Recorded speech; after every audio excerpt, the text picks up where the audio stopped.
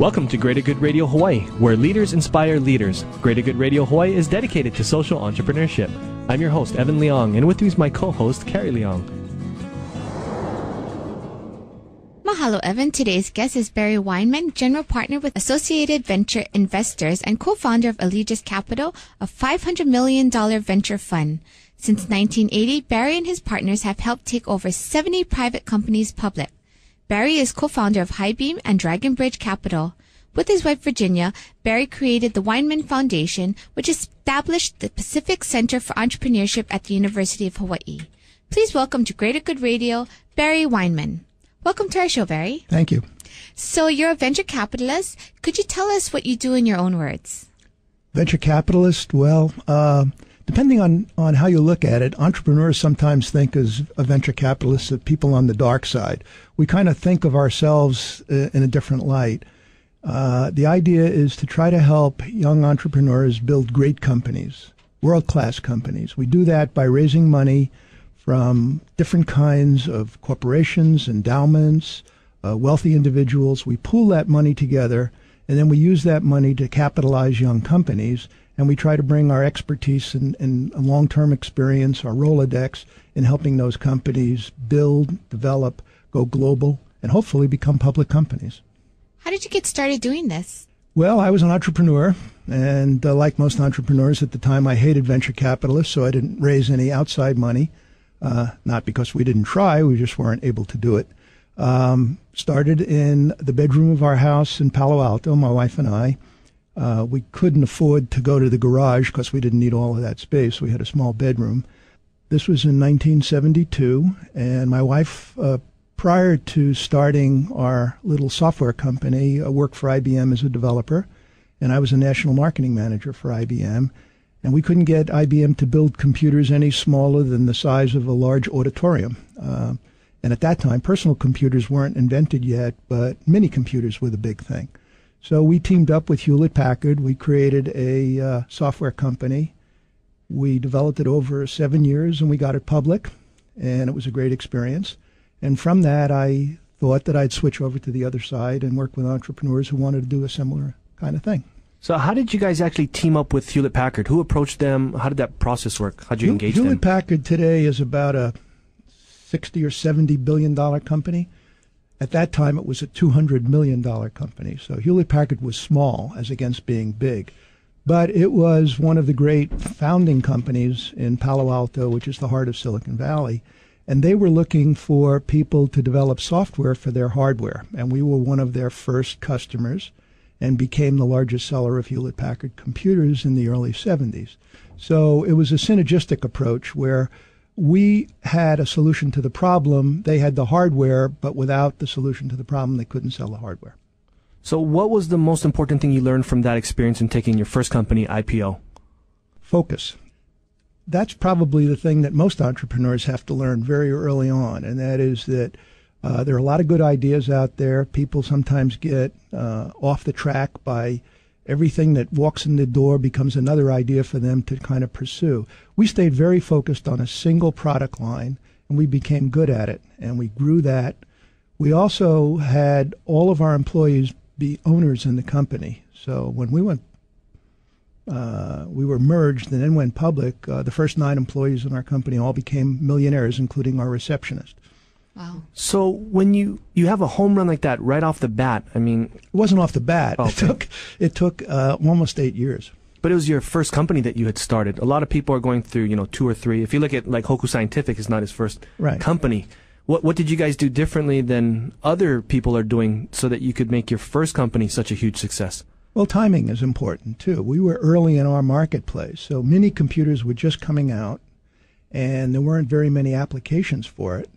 And we had the capabilities of recognizing the market because I was a national marketing manager for IBM's manufacturing systems, and my wife was a developer for IBM's manufacturing systems. So we had a combination of understanding the marketplace and understanding what the customer wanted, but IBM computers were very, very expensive, into the multi-millions of dollars. Hewlett-Packard computers were very inexpensive. And so we were able to disrupt the market by coming with a product that was 1/10 or sometimes even 1/20th the cost of what the competing products were in the marketplace. So it was a timing issue. So how was it working with your wife then? Well, we're still married. But every time we have a long list of items that we consider in case we're going to get divorced, what are the reasons for divorce? That was one of the earliest reasons, was working together 24 hours a day. We were open 24 hours a day, 7 days a week. So we slept in our office, we ate in our office, and we fought in our office. So what were some of the things that you did that maybe you can give advice to other people who work with their spouse to keep a thriving business relationship as well as family relationship? Well, that's probably a real hard question. I think you have to try to separate them, your personal life from your business life. Very hard to do. And you have to compartmentalize responsibilities. In our case, my wife was in charge of development. I had to stay away from the developers. I was in charge of marketing and sales. She had to stay away from the customers.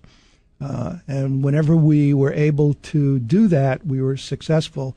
When we crossed each other's boundaries is when we got in trouble. So we learned that lesson rather early, and then try to keep ourselves separate as if we were in a company where our marriage had nothing to do with the company. Okay. Not easy. Yeah. How long were you folks married before you started this first company? We were married, that was 1973. We were married in 63, 10 years. And did you folks ever have that hope of starting a company? No, it was an accident.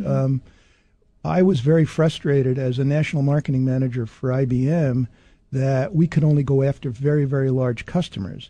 And the small to medium-sized customers who needed that kind of product and service were out in the cold. When Hewlett-Packard came along with a computer of that kind of price, I tried to get IBM to do the same thing, but I couldn't move them. So we started the company in frustration in order to satisfy some of our customers' needs, which is a good way to start a company, by the way. If you've got customers who want something, it's better to have that as your driving force than just your own ideas where you're trying to test them in the marketplace. Was it hard for you to leave that kind of steady paying job along with your wife at the same time? Yeah, it was pretty scary because we had a mortgage. We had grocery bills.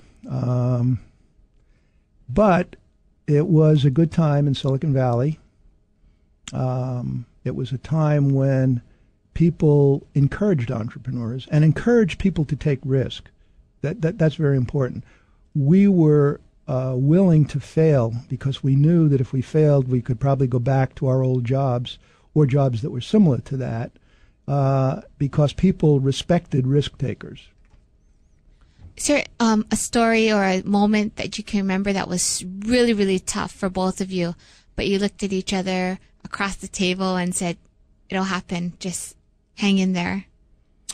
Well, there was a period of time where we had the market to ourselves. And as Hewlett-Packard became bigger and more popular as a developer of computers, other people began to enter the marketplace who were better capitalized, who had geographic differentiation. So they might be on the East Coast, we were on the West Coast. Our customers were global, and we were having a difficult time supporting customers in Asia, in Europe. We supported customers around the world, but we didn't have the capital to do that. So capital became our driving concern, because the faster we grew, the more capital you require. So it's a vicious cycle. You feel like a gerbil on a treadmill. And at one point, we were feeling that our success was going to kill us.